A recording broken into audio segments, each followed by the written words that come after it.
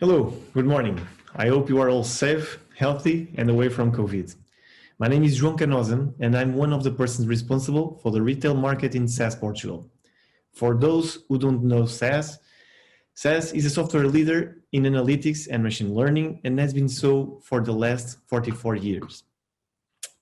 First, I would like to thank the SPA for the invitation to be present in one of the last webinars of the year and all my colleagues from SaaS who helped me be prepared for today.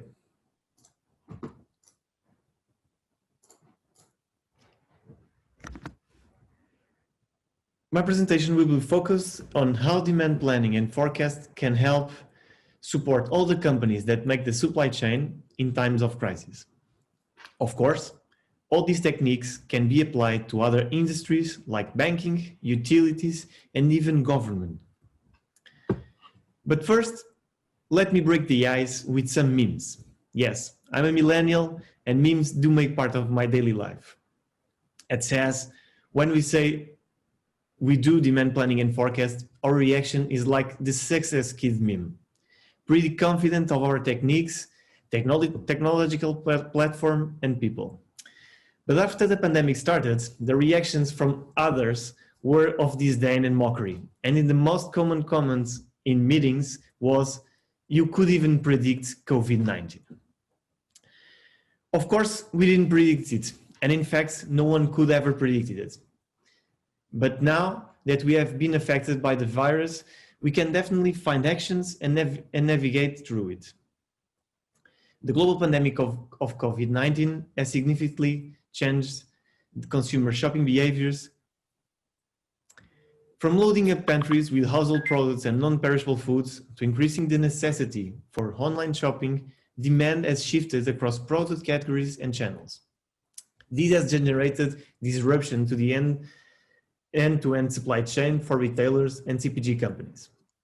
Suppliers are facing limited capacities, production lines are at risk, distribution centers have reduced labor, transportation capacity is strained, and demand patterns are changing daily and increasingly uncertain.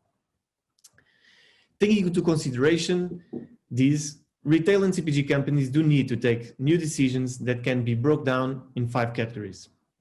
The first is understanding your customer and be able to answer questions like, how does the new customer journey looks like, or even how do the customers can be segmented. The second is plan your demand. How do you forecast in times of uncertainty and with no historical data like this?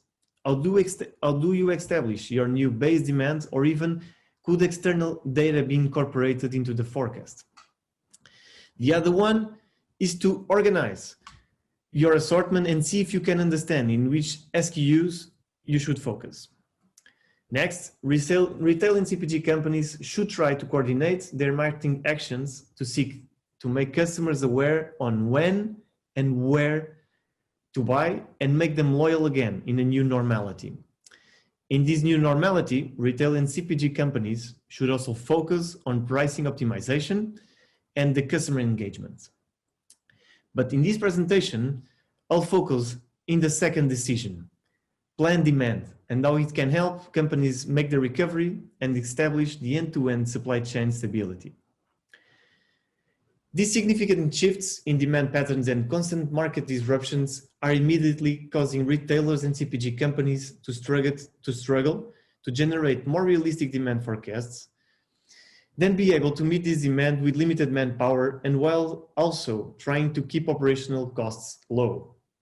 In the near term, as the pandemic continues to develop, it's imperative to improve forecasts, predictions for recovery, and understand the impacts of different demand scenarios in order to be prepared for supply chain recovery. Long term, we do not know when the COVID-19 outbreak will be resolved, but we do know that there will be lingering effects for a long time. Retailers and CPG are therefore asking how to plan for fundamental shifts in demand and consumer behavior, while balancing supply chain capacity and potential network changes once we have begun our new normal.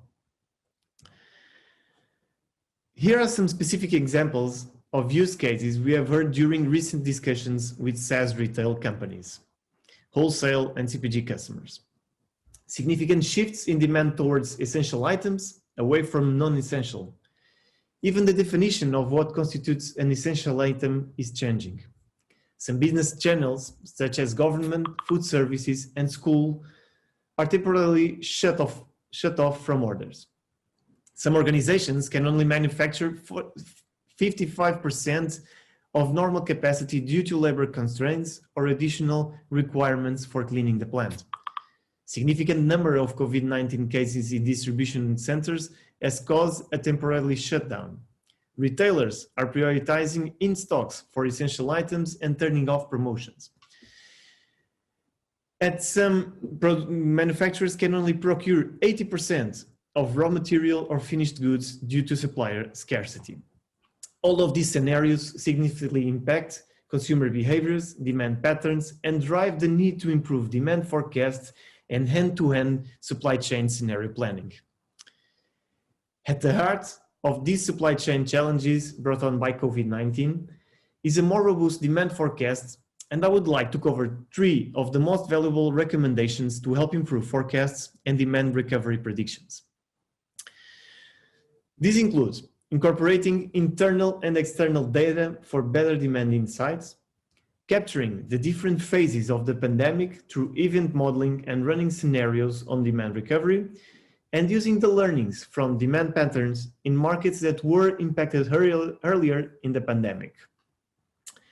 First off, there is a lot of information, both internal and external data, that are recommended evaluating and incorporating into forecast models to improve future predictions. Internal data includes sales and inventory history to capture demand shifts across time, pantry loading effects, and long-term product mix changes. Products and location attributes can be leveraged to understand changing consumer preferences both during and after the event.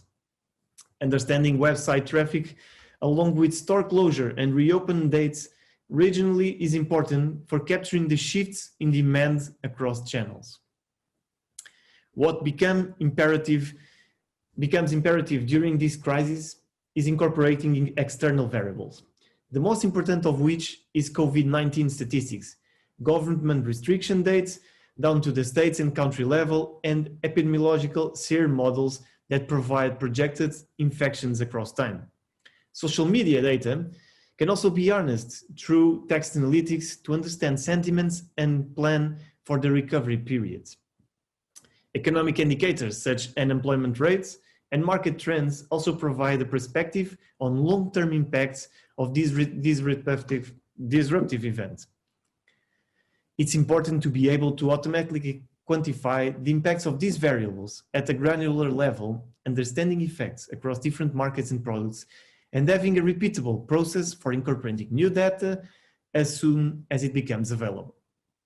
Our second recommendation is to apply flexible and robust event modeling capabilities, creating multiple events to capture each phase of the pandemic and also apply specific event types for each. As we look at demand patterns across the different phases of the event, there may be unique effects. Whether it's a one-time effect, a pulse for pantry loading effects, a ramp up or ramp down in demand, a temporary change with an immediate increase or decrease in demand, and an elongated pattern back to a new normal, or even we can find a level shift in demand. Event details like these, including also the event shape and when the event begins and ends, can be developed and applied to specific markets to capture different regional effects. Analytical forecasting techniques can also help you determine the impacts of each phase of the event across the entire product portfolio, qualifying the lift or decline at a granular level. The goal is to understand different demand recovery outcomes proactively and be prepared if there are subsequent waves of the pandemic. Our third recommendation is to utilize all the data that you can from other markets. If you are a global company, you definitely can gather data from markets impacted earlier. For instance, if you're analyzing Italy, you can get trends from China and South Korea that are more advanced in the COVID pandemic. The fundamental approach is to analyze demand patterns and product mix shifts from these early impacted markets, since they have the most insights into how demand patterns will occur.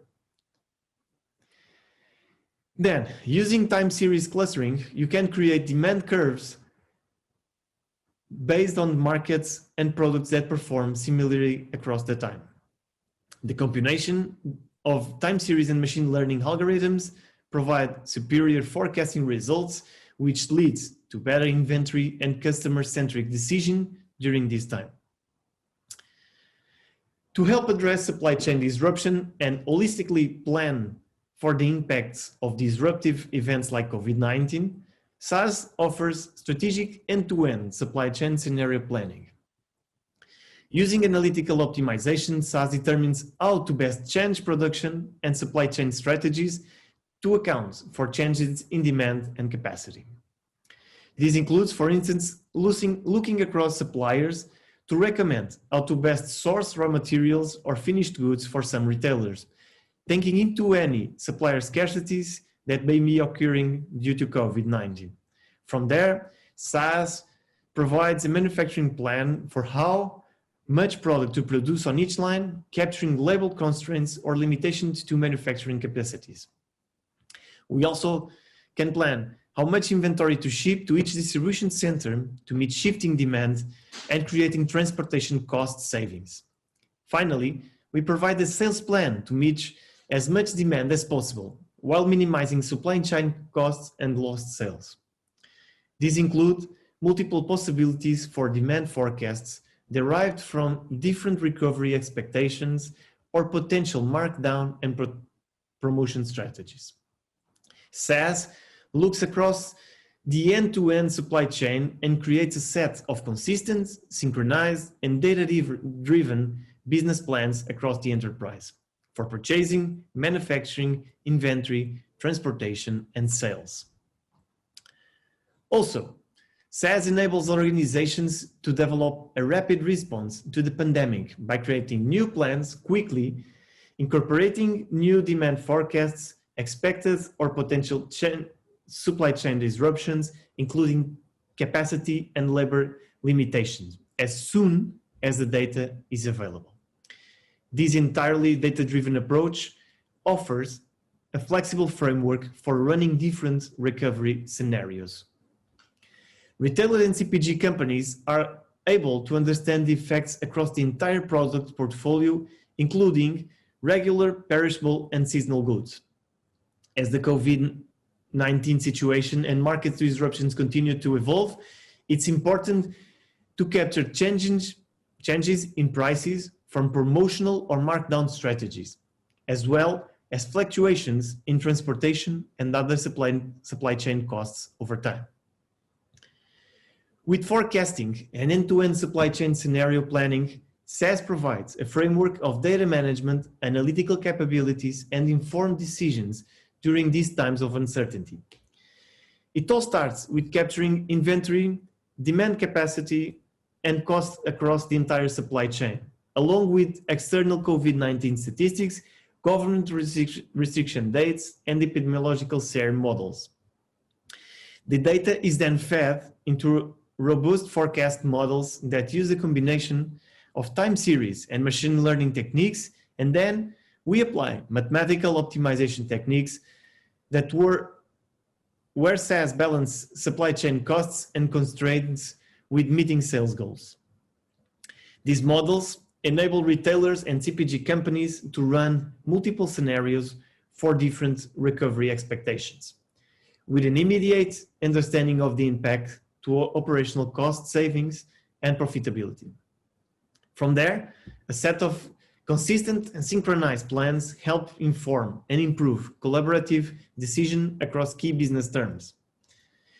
All of this is possible through efficient execution of the recommendations provided by the forecast and optimization models. The COVID-19 crisis is still categorized by a lot of uncertainty of what the future holds. Therefore, it is imperative to have an agile, iterative process for capturing new data and rerunning analytics as the situation changes from day to day.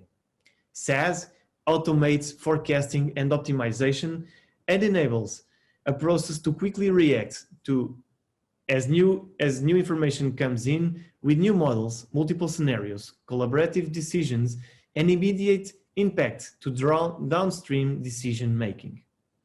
This positions retailers and CPG companies on a path to recovery and ultimately to long-term growth. Like I've been telling you, we can definitely learn from preceding markets because there are some patterns found in other markets that can be applied to a target market.